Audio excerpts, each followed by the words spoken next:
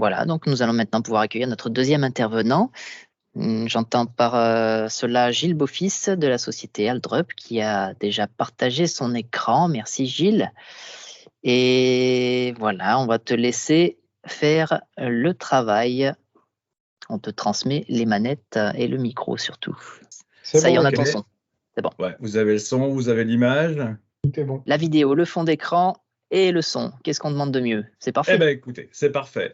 Écoutez, en premier, moi, je vais vous souhaiter d'abord un bonjour, une bonne année 2024, hein, même si effectivement en France, ça commence par des manifestations agricoles, mais bon, voilà, chacun a ses problématiques et défend son beefsteak, comme on dit. Donc, que l'année 2024, l'agriculture française trouve des solutions et que tout le monde soit content. Voilà, ça, c'est mes vœux pour 2024. Alors, je vais vous présenter, bon, Aldrup, effectivement, c'est un nom qui est connu dans le métier, puisque nous sommes parmi les leaders sur les marchés mondiaux. Moi, je m'occupe de la division France depuis 2009, donc j'ai fêté mes 15 ans chez Aldrup. Et dans l'expérimentation, j'y suis à peu près depuis les années 90, donc j'ai connu beaucoup de choses. Voilà. Euh, Dans cette première présentation, cette première image, vous pouvez voir un nouveau logo Aldrup. Donc effectivement, on a des équipes de designers chez Aldrup. Et pour 2024, on a décidé de donner un petit peu de fraîcheur à notre image.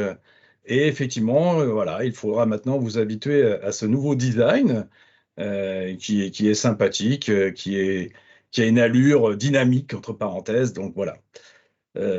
Sur cette première présentation, donc nouveau logo Aldrup pour 2024. Alors, on va rentrer dans le vif du sujet. Je vais aborder vraiment les nouveautés, parce que si je commence à parler, je vais encore prendre tout un temps important. Et effectivement, on n'est pas couché, hein, donc voilà. Et nous, on ne Donc, sera pas d'accord en plus. en plus, ouais. Donc, je vais focaliser vraiment sur des choses essentielles, pratiques, qu'on a mis en Merci à place toi. sur le terrain avec une collaboration entre Aldrup et nos clients qui nous disent, voilà, moi je veux ça. Et effectivement, on vous écoute et on essaie d'appliquer des solutions. Première chose, les machines maintenant dans cette gamme-là, C65, C70, hauteur 3 mètres. Voilà, vous avez tous des problématiques de transport. Donc effectivement, on a décidé que la C60-65 passerait de 3,14 m à 3 mètres et ça arrange beaucoup de monde. Ensuite, deuxième chose au sujet de cette gamme-là, parce qu'on avait vraiment mis un accent important sur cette machine de milieu de gamme, entre parenthèses, hein, mais qui est diffusée en grand nombre, on a relooké complètement la cabine pour vous offrir un espace plus convivial, plus spacieux, plus ergonomique, parce qu'effectivement, on parle de confort au travail, et Dieu sait si c'est très important d'être bien dans une cabine. Effectivement, aujourd'hui, en 2024, avoir la climatisation, c'est normal. Et après, on a vraiment travaillé l'ergonomie du poste de travail en intégrant le joystick au siège du conducteur. Alors c'est vrai que nos concurrents avaient déjà commencé l'année dernière à proposer des solutions techniques. Nous, on a suivi, on a mis tous nos ingénieurs sur le pont, et là, on a produit une magnifique cabine. Et croyez-moi, je l'ai testée au mois de décembre à la porte ouverte Aldrup en Allemagne. Elle est magnifique. Ensuite, côté technique pure, pendant de nombreuses années, on devait mettre en route la mise en marche du batteur avec un système poulie et vérin hydraulique de façon à mettre en route le batteur. Donc là, on a décidé, dans un premier temps, de réduire le nombre de composants, parce qu'effectivement, moins il y a de composants, moins il y a de maintenance, donc ça arrange tout le monde. Et puis ensuite, on a aussi automatisé des phases dans les machines, de façon à aider les opérateurs au quotidien pour pouvoir mettre un système mécanique en route sans avoir de dommages autour de cette mise en route. On pouvait effectivement avoir des vitesses moteurs trop rapides, et ça faisait fumer une courroie, par exemple, sur une petite faute d'inattention. Donc là, on a prévu une assistance, justement, avec un embrayage électromagnétique pour pouvoir démarrer le batteur sur la machine. Deuxième évolution technique, grâce à ce nouveau système, on a amélioré la vitesse, parce qu'effectivement, on connaît des périodes très sèches, et les batteurs qui étaient aux alentours de 300 tours, 1500 tours, on a diminué la plage de vitesse à 250 tours en vitesse mini, effectivement, pour éviter de casser du grain. Un grain qui est très sec, il n'a pas besoin d'être battu à grande vitesse, entre parenthèses. Donc, au lieu de baisser la vitesse moteur, qui est proportionnelle à la vitesse du batteur, ça nous permet d'avoir à couple constant, avec ce système-là, une vitesse plus adaptée dans des conditions 2024 et le futur, qui s'annonce avec des étés très chauds. Et la vitesse, 1850 tours, effectivement, pour des conditions différentes en céréales, ça permet d'obtenir de meilleurs résultats parfois, ouais. Notamment dans l'orge, ouais. Ensuite, travail technique, la vitesse du tire-paille sur les moissonneuses Aldrup, elle était fixe auparavant.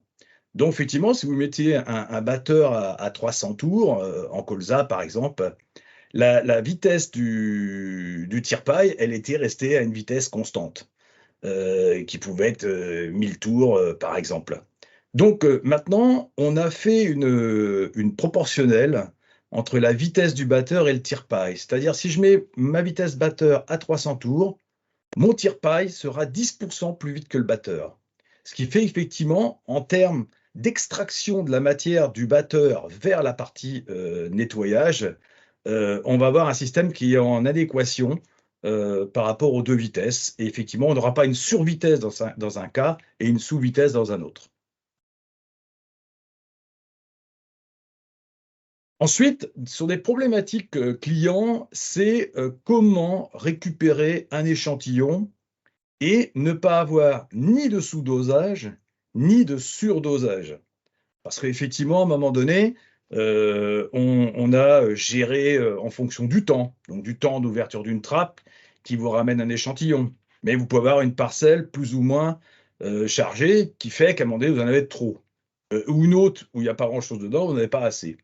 Donc là, on a travaillé un peu le sujet chez Aldrup avec l'intégration d'une balance pour l'échantillon dans la cabine, ce qui fait que maintenant, on va plus appeler, on va plus avoir la notion de remplissage, mais de dosage. C'est-à-dire qu'on va pouvoir quantifier avec une balance la valeur de l'échantillon que l'on veut. Et ensuite, par rapport à cet échantillon, on a au niveau logiciel, on connaît la quantité de grains qui arrive dans la balance, donc on sait quelle est la part proportionnelle d'échantillons que l'on a besoin. Donc le système calcule automatiquement, et à savoir, est-ce qu'il en aura assez, est-ce qu'il n'en aura pas assez pour pouvoir avoir un échantillon correct demandé, soit par le client lui-même, soit par l'informatique, puisque nous, on est capable, dans le système Harvest Manager, d'indiquer la quantité exacte que vous voulez par échantillon, par parcelle dans notre système. Autre évolution technologique, mais qui existe déjà hein, depuis 2-3 ans sur les C65, mais on l'a généralisé. Le fait d'avoir qu'une seule balance.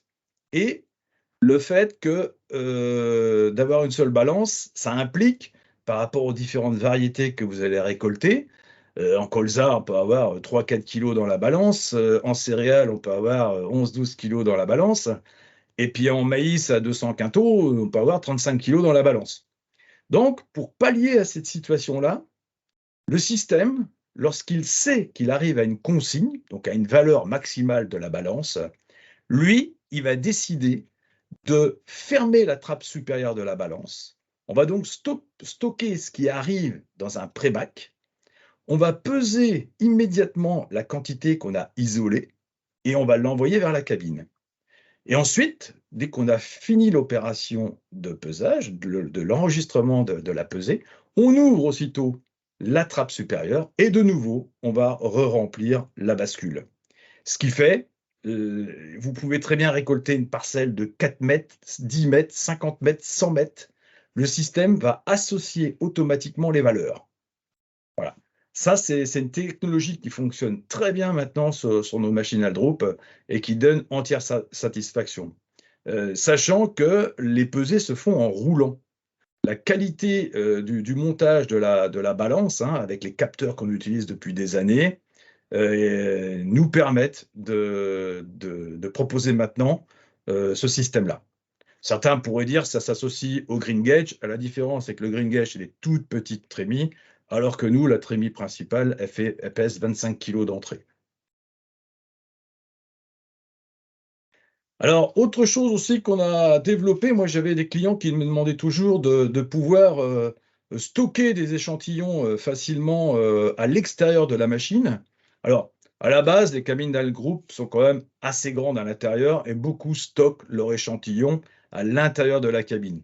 Mais quand vous prenez des parcelles entières, effectivement, il est quand même bon de pouvoir avoir un stockage adapté à votre protocole. Donc, on a développé pour la C65, hein, ça existait déjà sur les C85, mais pour la C65, nous avons développé un palettiseur qui vous permet de charger sur le côté des palettes, des palox, ce que vous voulez. Alors, la prochaine diapo, c'est une petite vidéo parce qu'effectivement, là, vous la voyez, mais comme dit Monsieur Chevalet, comment ça marche? Voilà.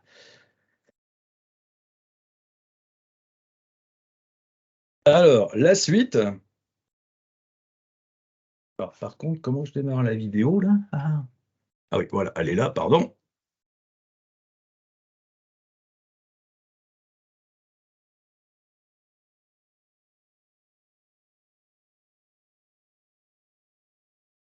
Alors ça, c'est une vidéo qui a été prise le jour d'une mise en service, hein. Donc, c'est la première fois que l'opérateur utilisait ce système-là.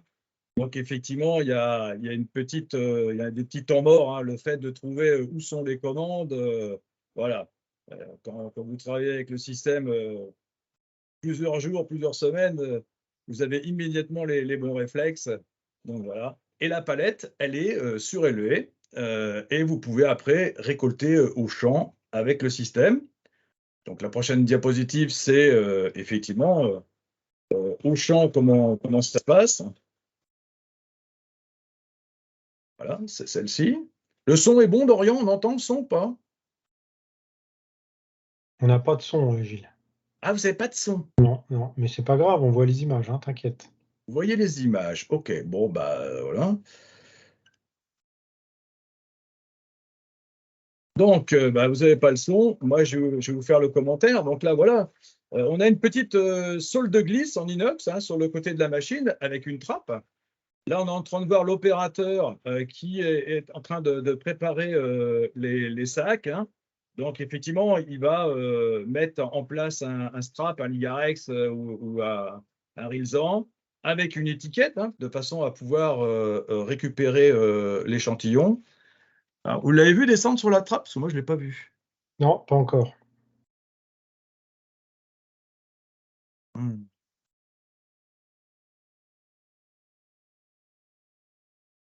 Je vais aller un peu plus loin.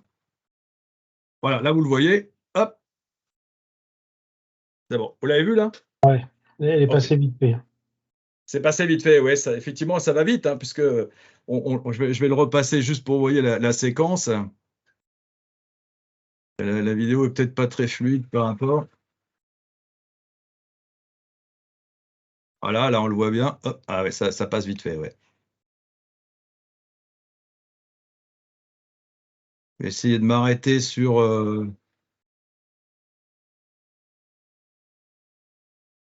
de m'arrêter sur l'image pour que vous voyez bien un petit peu comment ça se passe. Ouais.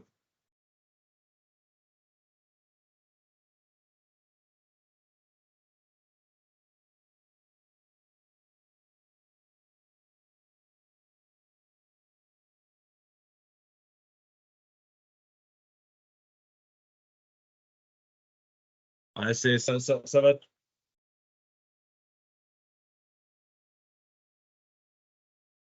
Ouais, on a du mal à voir la fin sur la vidéo, hein. Enfin bon, c'est un outil qui est vraiment très pratique, hein, quand on a la possibilité, parce qu'effectivement, par rapport au sens de récolte, ça peut être adapté ou pas adapté, hein. Effectivement, c'est voilà. Alors ensuite, on va parler du semoir SP30, hein. C'est un semoir de précision, hein. Donc on appelle ça au semoir pneumatique. Vous avez dû le voir au salon AFMEX, hein, au Mans en janvier 2023. Donc maintenant, ce semoir est en vente. Il a fait toutes ses phases de test. Maintenant, on sait qu'il est opérationnel, qu'il donne satisfaction. Donc, je vous ferai une démo sur le terrain de ce semoir-là. Ça sera début mars. On n'a pas encore fixé la date exacte. Mais voilà, c'est un semoir qui demande à être vu. Et la seule manière de bien le voir, bah, c'est de venir à la démo qui aura lieu à Beauce-la-Romaine ou Zouar-le-Marché. On est en train de voir pour la préparation de cet événement. Mais honnêtement, ça peut être un événement sympa de venir voir. Voilà. Alors, là, c'est pareil. Bon, vous avez des vues d'ensemble. Je vais juste rentrer dans le détail comment ça marche, parce que c'est ça qui intéresse tout le monde. Donc voilà, nous, on est parti. Alors, c'est une construction Aldrup, hein, c'est-à-dire qu'on a fait un châssis complet pour l'élément. Ensuite, on lui a intégré un disque Lemken pour la profondeur et on lui a intégré une roue de jauge que l'on va pouvoir régler de 0 à 8 cm. Voilà. Et ensuite, on va avoir un vérin pneumatique par élément qui va permettre de donner de la pression au sol. C'est vrai à une certaine époque, on avait des éléments, on disait ils étaient légers et ils n'étaient pas capables de semer à certaines profondeurs. Eh bien, nous, on a pallié ce problème. On n'est pas obligé d'avoir un élément en fonte hyper lourd, mastoc. On garde une structure légère. Par contre, on a un appui au sol avec un vérin pneumatique et on est capable d'avoir une pression jusqu'à 100 kg au sol, ce qui va vous permettre, quand vous avez affiné le contrôle de profondeur au pas de 0,5 mm jusqu'à 8, vous allez pouvoir contrôler la profondeur avec une grande précision. Et ensuite, la pression va vous aider par rapport à votre nature du sol. Donc, c'est un combiné qui est très intéressant parce qu'effectivement, il est extrêmement facile à régler et il s'adapte à beaucoup de qualités de sol. Préparé, non préparé. Voilà. Ensuite, en partie supérieure, alors là, effectivement, on a l'habitude de travailler avec les chambres Monosem.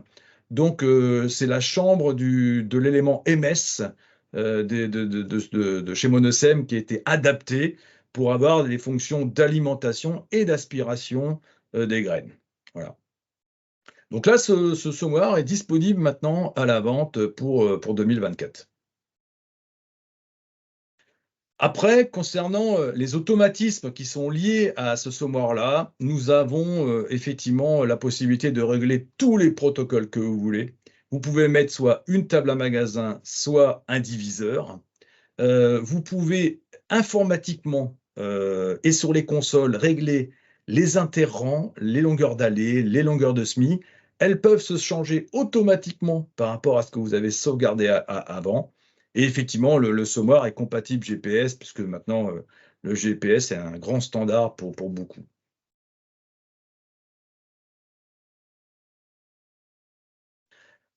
Petit aparté sur une spécificité Aldrup, c'est vrai que Aldrup Danemark, donc là on est sur notre usine du Danemark hein, qui produit tout ce qui est machine pour les fourragères, hein, les récolteuses à herbe qu'on connaît, hein, qui est un grand succès pour Aldrup à travers le monde, les diviseurs fabriqués au Danemark, et aussi les échantillonneurs. Donc là c'est une collaboration avec Arvalis à Montardon.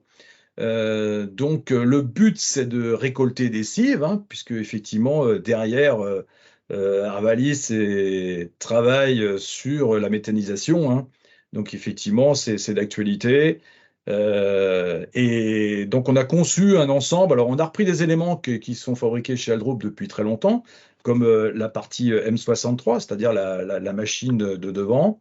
Là, on a associé effectivement un pick-up Big Drum en 2 mètres. Alors, pourquoi un pick-up? C'est qu'effectivement, on a besoin de moins de puissance de tracteur par rapport à la quantité qui est absorbée par le broyeur du pick-up. Ensuite, on va retrouver un système d'échantillonneur M63 qui est à l'arrière. Là, on va pouvoir peser les parcelles, on va pouvoir peser l'échantillon au gramme près. Et ensuite, l'idée derrière, c'est d'avoir une remorque une remorque où on va pouvoir stocker la matière au fur et à mesure qu'on va rouler, mais on va pouvoir aussi travailler directement avec le tracteur et la remorque peseuse chez les agriculteurs. Voilà. Donc effectivement, c'est une excellente idée d'avoir un système polyvalent. Gilles, je m'excuse, je te coupe vite fait. On arrive au bout du temps. Il y a quelques questions dans la Ah, discussion. j'ai deux diapos. Voilà, qu'on ait le temps de faire quelques questions, Ouais. pas trop empiéter. Ouais. Merci. Oui, parce que ça réagit en effet. On a un peu de Ouais. travail, nous, derrière là. Alors, donc, des petites choses. Bon, les batteuses, voilà, Aldroup a toute une gamme de machines labo. Moi, je voulais juste simplement, on a travaillé avec le Covid principalement sur comment alléger les tâches quotidiennes autour de ces machines qui permettent de battre et de nettoyer des échantillons, des bottillons ou des têtes de tournesol. Donc, on a travaillé le sujet. Alors maintenant, effectivement, en standard, depuis des années, il y avait toujours des poignées où on pouvait bouger à la main. Maintenant, on a mis des vérins pneumatiques pour aider l'opérateur à ouvrir les trappes. Ensuite, il fallait se baisser pour ramasser l'échantillon, le mettre dans une boîte. Maintenant, on sait l'aspirer automatiquement pour le mettre dans un sac. Donc, effectivement, c'est des tâches répétitives hein, qui soulagent les opérateurs. On a un système de nettoyage intégré où on va pouvoir souffler la table d'approvisionnement, l'intérieur de la machine. Là, en partie batteur, vous voyez des petits tubes. Le batteur, il tourne et il souffle entièrement la batteuse pour éliminer tout résidu. Et puis, chose qui paraissait au départ gadget, on a mis des LED à l'intérieur des machines de façon à avoir un visuel concernant la vérification, d'être sûr qu'il n'y a rien qui reste en un seul coup d'œil. C'est pas gadget du tout, c'est fonctionnel, c'est vraiment une aide intéressante pour les gens qui travaillent sur ces machines-là. Dernière diapositive, voilà, juste pour informer que nous agrandissons Aldroup de nouveau. On a besoin de place. On a maintenant 3000 mètres carrés en construction. Donc, les gens qui viendront à la porte ouverte en 2024 verront un nouveau bâtiment. Et puis, les gens qui veulent visiter notre site de production, vous êtes les bienvenus. Je vous invite à aller à Ilsophone, on pourra vous recevoir, vous faire voir nos espaces de stockage. Franchement, voilà, je vous invite à venir nous voir. Merci de votre attention. Merci, Gilles. Eh ben, nous allons pouvoir passer aux questions parce que ça réagit pendant que Gilles était en train de s'exprimer. Qu'on a apprécié un produit qui est mûr et qui continue sa maturation là, avec la C65, C70, les petites modifs. Petites modifs, les mêmes modifs conséquentes hein, entre nouvelle cabine, réduction de hauteur et autres, réglage de batteur, synchronisation de tire-paille. Voilà, c'est une machine qui évolue. Pour ma part, très personnellement, je redécouvre le SP30. Voilà, mais merci d'avoir remis ce produit-là sur le devant de la scène. Et puis LT35, là aussi, on voit un produit qui a fait ses preuves et qui mûrit et qui s'améliore à chaque nouvelle présentation. Olivier, je te laisse relire les questions, qu'on puisse les traiter. Une première question par rapport à la moissonneuse et à la palette, là, est-ce que ça passe au-dessus des céréales si on a des cultures un peu hautes, comment ça fonctionne? Il ne faut pas de rande bordure, il faut... Effectivement, l'idée quand même, c'est de récolter en escargot. Hein. C'est-à-dire, effectivement, quand on récolte en escargot, là, on va se trouver toujours le palettiseur à gauche. Donc, et là, on va pas taper la végétation. Après, effectivement, si on vient récolter une parcelle et on repart sur l'autre, là, on va venir toucher la végétation. Donc, ça s'applique vraiment dans des protocoles spécifiques. Hein. Ça ne peut pas se généraliser, entre parenthèses, à tous les sens de récolte. Ok. Une petite question concernant... C'était sur la puissance du tracteur qui pouvait emmener le SP30. Voilà, une question de Romain Lamran. Alors après,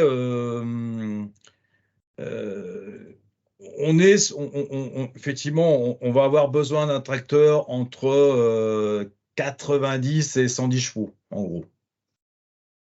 Ok. Sur ce sujet toujours, je me permets d'amener Alors ma après, question attention, perso. en table à magasin, si on fait des lignées, par exemple, en céréales, on va être sur 6 rangs. Après, on peut très bien avoir un système avec 4 rangs, 6 rangs, 10 rangs. Voilà, on n'est pas limité après quand on est sur un diviseur, hein. Donc on vient alimenter autant de rangs que l'on veut, puisque l'interrang, il est de 12,5 cm. Donc sur un semoir, on peut en mettre, hein. Les vérins qui font le terrage sur ces éléments-là, c'est des vérins qui sont hydrauliques, électriques, Pneumatiques. pneumatiques. Ils sont pneumatiques et centralisés avec un régulateur, hein. Donc, ce qui va permettre de régler la pression au sol pour l'ensemble des éléments. On ne le fait pas un par un, c'est pour l'ensemble des éléments. Et moi, j'ai discuté avec les ingénieurs, ce matin, je parlais un peu de ça. On a à peu près 100 kg de pression par élément au sol. Donc, effectivement, ça permet, voilà, parce qu'on a un réglage de profondeur jusqu'à 8 cm. Bon, c'est vrai qu'en moyenne, on va dire, on va semer des grains jusqu'à 5 cm, mais là, on a vu grand entre parenthèses, quoi. Après, on est dans de la céréale, donc on est plus sur de la surface, hein, entre parenthèses, hein. Mais le soja, par exemple, bon, voilà. On Non, est limité aussi en taille de grain, hein. Ça reste un semoir à voie étroite, hein, de 12 cm et demi au minimum. Alors après, on peut les régler à 30, hein, on peut les régler. Parce que ce que j'ai oublié de vous dire, c'est que le système, il intègre aussi le système à glissière. Ça veut dire que les éléments, au lieu de dévisser des écrous et puis jouer de la baramine pour les pousser, là, on a un système de glissière où vous allez pouvoir les pousser à la main, je dirais pas du petit doigt, mais pas loin, et pouvoir les mettre où vous voulez, puisque après, ils se règlent au pas de 0,75. Donc, voilà, c'est-à-dire qu'on est 7 mm,5 de pas. c'est précis. Donc, ça vous laisse une certaine amplitude, ouais. Question suivante, Olivier. Alors, sur la moissonneuse, enfin, sur la batteuse LT35, est-il possible d'équiper d'une aspiration si elle a été achetée sans? Oui, tout à fait. Puisque le bac qui a été livré, il doit être remplacé et il fait partie du kit. Donc, puisque le bac que l'on met en place en lieu et place de l'ancien, le fond est pyramidal, de façon à bien centrer l'ensemble des grains qui vont tomber du batteur, hein. Donc, c'est pyramidal. Et ensuite, on va avoir un système de venturi pour venir aspirer les grains en totalité. Effectivement, hein, puisque là, le but, c'est 0 grain qui reste dans le bac, hein. Donc, effectivement. Alors, attention, il faut un bon compresseur, hein. Un compresseur de 100 litres, ça ne fonctionne pas, hein. Il faut un compresseur, je dirais, industriel, hein. Il faut délivrer à peu près 400 litres minute. Alors, évidemment, ça dépend de la fréquence, hein. Mais quand vous automatisez un ensemble de battages en production, effectivement, vous allez avoir un gain qui est énorme, hein, en termes de productivité. Je n'ai pas fait des séquences, mais vous allez aller 4 fois plus vite dans la totalité des opérations qu'auparavant, quoi, hein. Et On a puis, des clients, je vais en citer un, il y en a d'autres, hein, mais Maïsadour a mis en place 2 lignes de production pour battre les têtes de tournesol et ils ont diminué les efforts pour les opérateurs, mais ils ont aussi augmenté la productivité. Donc effectivement, si on cherche de la productivité, il faut partir sur ces solutions-là. et pour finir sur le semoir, est-ce qu'un réglage individuel de la pression est envisageable sur des rangs pour un multi-espèce, semi-multi-espèce par exemple? Oui, tout à fait. On pourrait très bien imaginer que un rang sur deux, après c'est juste une question de cahier des charges, mais effectivement, on pourrait très bien dire un rang sur deux peut être à une telle pression si on met des cultures mélangées, hein, tout à fait. Ouais, ouais. Ok. Je ne voudrais pas trop mettre en retard, mais moi j'ai une petite question technique par rapport à la gamme de moissonneuses, les CA. Donc on voit que c'est performant, c'est confortable, il y a beaucoup d'équipements. J'imagine qu'on est sur des poids de machines qui doivent faire entre 3,5 tonnes et 4 tonnes. Tu parlais de la contrainte de hauteur, mais moi je pense que sur des petites unités où on n'a pas forcément beaucoup de parcelles à récolter, la contrainte du transport en camion, c'est important. Est-ce qu'il serait possible d'imaginer des machines de ce type, alors moins perfectionnées ou moins équipées, pour rentrer dans des tenages plus faibles et envisageable d'être transporté derrière une camionnette avec un permis EB, quoi, hein. Alors, chez Aldroup, on a complètement abandonné cette idée-là. Alors D'accord. évidemment, tant mieux pour nos concurrents, mais je crois qu'il n'en reste plus qu'un sur le marché qui propose une machine, je dirais, inférieure à 2700 kilos, parce que on va dire qu'une remorque, ça pèse entre 500 et 800 ou 850 kilos. Donc, Mhm. faut sortir une machine inférieure à 2700 kilos. Malheureusement, quand on a ce type de machine, c'est de la tôle pliée. Effectivement, faut travailler avec une certaine sagesse, entre parenthèses. Donc, c'est pas l'idée d'Aldroup. Nous, on reste dans une machine solide que le client va garder 15 ans, 20 ans, et que derrière, là, j'ai vu hier dans des champs des traces dues, effectivement, on a eu beaucoup d'eau, et là, il y a des tracteurs qui sont rentrés dans des champs pour faire des apports, et c'est vrai que j'ai vu déjà des traces énormes de tracteurs dans les champs dues aux conditions climatiques, et j'imagine la prochaine récolte, les machines qui vont devoir passer par-dessus ces traces de tracteurs. Euh, voilà, Ouais, non. elle risque d'être mise à dure épreuve, c'est Ah oui, possible. oui. Moi, Ouais, moi parce j'ai qu'il y a connu un des jour désherbages avec. qui se sont faits quand on a pu. Ouais. Ah ouais, moi j'ai vu un jour déplacer des madriers toute la journée pour pouvoir passer les ornières de tracteur. Excusez-moi, mais c'est un travail de dingue, hein. Donc Ouais. nous, chez Aldroup, on a une garde au sol qui permet de passer naturellement. Parce qu'effectivement, on s'en va vers des années qui vont peut-être être plus difficiles. Le climat n'est plus du tout stable. On ne sait pas ce qui va se passer. Donc, il nous faut des bécanes solides qui passent partout. Et nous, on ne fera pas de la petite machine pour mettre derrière une remorque. C'est un choix. C'est un choix que la direction Aldroup a fait. Donc, voilà. On va se Très bien. contenter, on va dire, de milieu de gamme, la C65, C70, jusqu'au double parcelle, hein, parce que Aldroup fabrique des doubles parcelles, hein. On en a des dizaines jusqu'en Chine d'ailleurs, hein, jusqu'en Nouvelle-Zélande. Donc voilà, on reste dans cette stratégie. Merci Gilles, merci. Merci. Olivier, y a-t-il d'autres questions? Nous avons purgé la Euh, rubrique discussion. une dernière sur le SP30, une idée de prix, Oui, et après exact. on a éclusé. Alors il y a tellement d'options possibles entre la table à magasin ou un diviseur, le nombre de rangs, cabine, pas Ouais. cabine. Voilà, moi, j'invite cette personne à me contacter. Voilà, moi, je dis toujours, bon, soit moi, je me déplace, il n'y a aucun souci, même si vous êtes à l'autre bout de la France. Après, aujourd'hui, on fait beaucoup de visio, hein. C'est-à-dire qu'effectivement, je peux vous présenter à distance énormément de choses. Voilà. Mais bon, moi, je suis ouvert à toutes les discussions possibles autour des projets. Voilà, la convivialité de se voir chez le client, c'est aussi super sympa. Moi, je l'oublie jamais. Donc voilà, chacun fait comme il veut et comme Merci. il peut.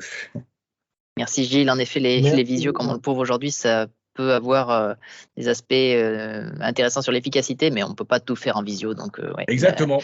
le contact humain est encore, heureusement, encore important, et surtout dans nos métiers. Très Ouais. bien. Merci beaucoup, Gilles. Mais je vous souhaite à tous un bon week-end, hein, et puis voilà, il va faire beau, on va pouvoir aller dans les jardins. Mais n'y allez pas tout de suite. Attendez la fin du webinaire Afrex. Ok, très bien. Merci Gilles encore Merci. pour ton intervention. Merci. Avec plaisir. Merci, au revoir.